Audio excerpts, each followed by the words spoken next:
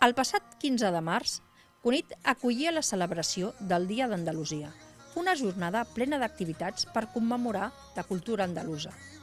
Va comptar amb una missa cantada, homenatge a la bandera andalusa i diverses actuacions musicals.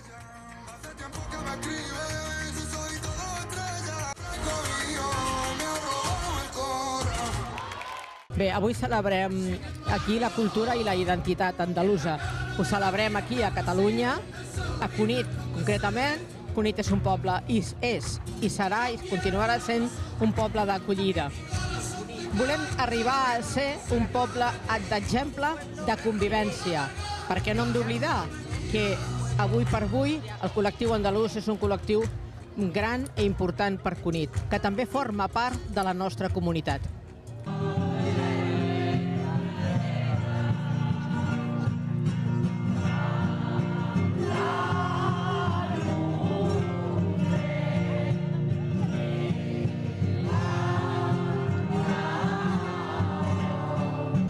Bon dia, soc Montse Càmara, la regidora de Cultura. Avui celebrem a Cunit el Dia d'Andalusia.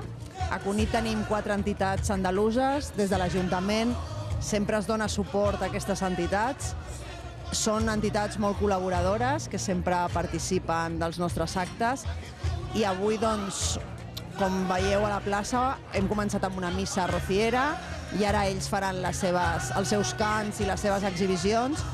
Però jo vull agrair-los la seva col·laboració durant tot l'any i la seva participació en els actes del nostre municipi de Cunit.